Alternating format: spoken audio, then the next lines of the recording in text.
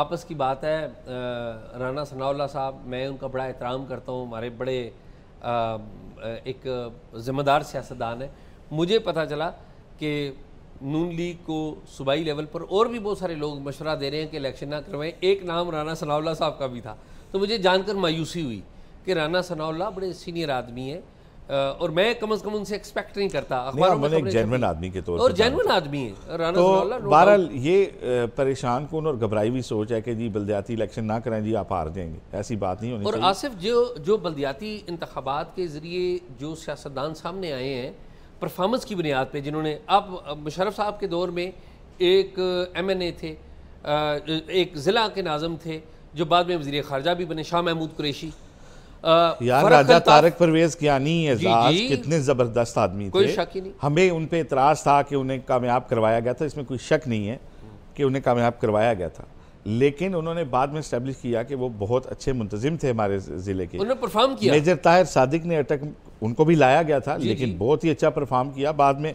उसके बाद आज तक अपने इलाके में वो इलेक्शन जीत रहे हैं, इतने काम किए उन्होंने। आप देखें ना, चकवाल में अब्बास साहब थे, वो जेलम में गुलाम अब्बास साहब की बात कर रहे जी, हैं। गुलाम अब्बास की बात, जेलम में फ़र्क अल्ताफ़, उन्होंने काम किया। आप उनसे पॉलिटिकली इख्तलाफ कर सकते हैं, लेकिन उन्होंने परफॉर्म किया, पैसे लगाए और जगह जगह पे गलियां बनी, तो सड़कें बनी, सीवरेज का सिस्टम लगा। एजाज इस बहस में जाए बगैर ना, मेरा ख्याल है सियासी जमातों को, मेरा ख्याल है दिल बड़ा करके इलेक्शन कराने चाहिए और लोगों को इस डेमोक्रेसी का हिस्सेदार बनाना चाहिए। लेकिन मेरे ख्याल में सियासी जमातों के जो बड़े हैं ना, हमारे बड़े बड़े सियासतदान, उनको डर है कि आज जो बंदा ज़िला नाज़म है, कल वो MNA बनेगा, MPA बनेगा, वो वज़ीर आला का भी उम्मीदवार होगा और वज़ारत उज़्मा का उम्मीदवार भी होगा, तो घर से बाहर चली जाएंगी ये चीज़। मसला ये तो चलें, ये अफसोसनाक है एजाज। तो अब मेरा ख्याल है बात की जाए बलूचिस्तान के ऊपर।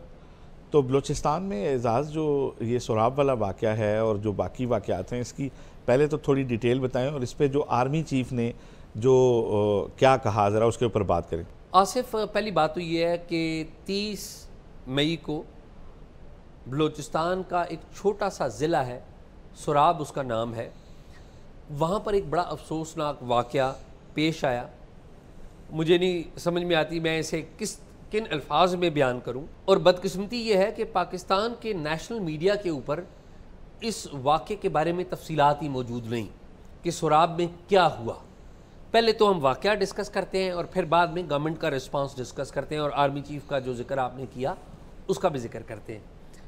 वाक़या आसिफ ये हुआ कि सोराब में दिन के वक्त एक बीसियों की तादाद में अस्करियत पसंद जमात है, बलूचिस्तान लिबरेशन आर्मी, अलहदगी की एक सिंबल बनी हुई है।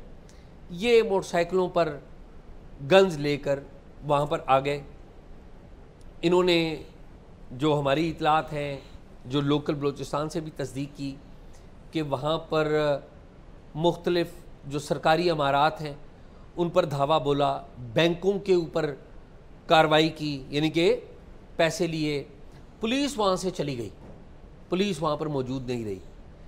FC जो वहाँ पर मौजूद होती है, जिसके ऊपर बड़ा जिक्र भी होता है, बड़ी उन पर तनकीद भी हम लोग बैठ के करते हैं। FC 300 मीटर के फासले पे कहते हैं मौजूद थी, लेकिन FC वहाँ पर नहीं आई। अब BLA के इन लोगों को जब ये मुख्तलिफ कार्रवाइयाँ कर रहे थे और कह रहे हैं, बताया ये जाता है कि उन्होंने बैंक भी लूटे, तो उस वक्त होना तो ये चाहिए था कि लोग इनके खिलाफ खड़े होते, लेकिन लोग इनके साथ आ गए। एक बहुत बड़ा जत्था जो है वो इनके साथ आ गया। लोग इनकी वीडियोस बना रहे थे और आप वीडियोस देखें, ये लोगों को कुछ नहीं कह रहे और लोग इनके साथ इन मैनी वेज सपोर्ट कर रहे हैं।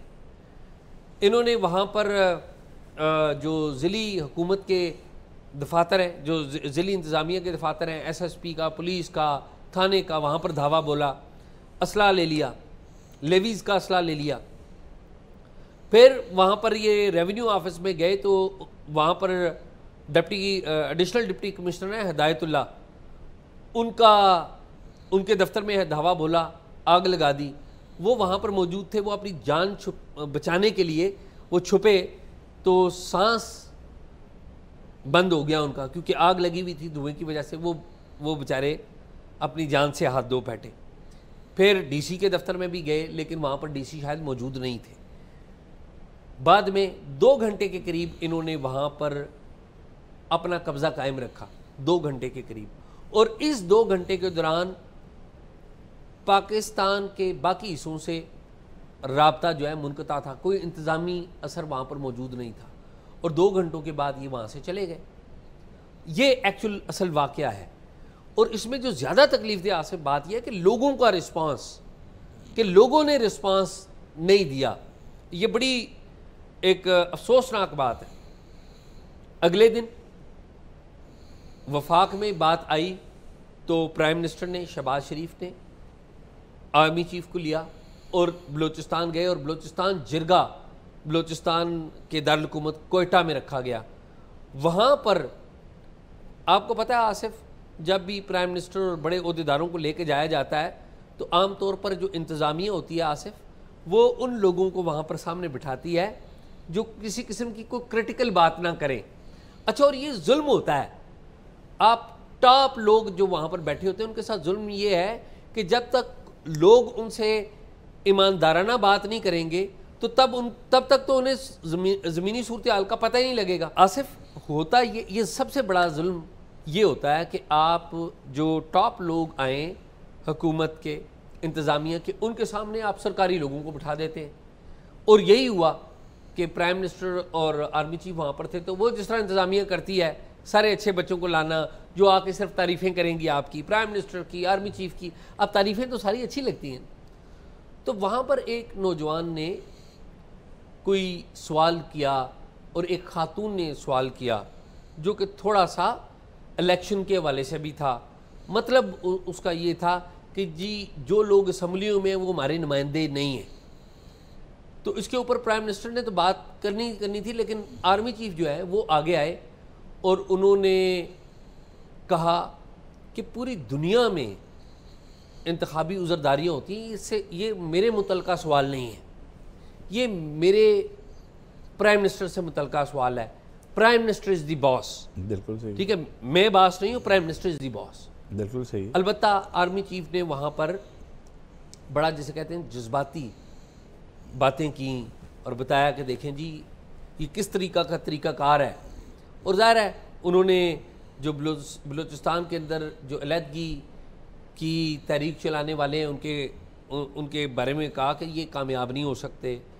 अलबत्ता जो उन्होंने अहम बात की, उन्होंने कहा कि जी देखें जो इंतखाबी उज़रदारियाँ हैं या धांधली की शिकायत पूरी दुनिया में होती है, ये आपके यहाँ पर कोई अनोखे नहीं है। और असल बात जो है वो प्राइम मिनिस्टर शहबाज शरीफ है। तो आर्मी चीफ ने ये बातें वहाँ पर की। तो मैं ज़ाती तौर पे समझता हूँ कि प्राइम मिनिस्टर हो, और मैं आर्मी चीफ का भी नाम लूँगा, और जितने भी पॉलिसी साज हैं, मैं ये समझता हूँ कि इनको ग्राउंड की सूरत हाल का बताया ही नहीं जाता। मैं रात को डॉक्टर सबीहा हैं बलूचिस्तान यकजहती कमेटी की, उनकी एक गुफ्तगू सुन रहा था एक सोशल मीडिया प्लेटफॉर्म के ऊपर।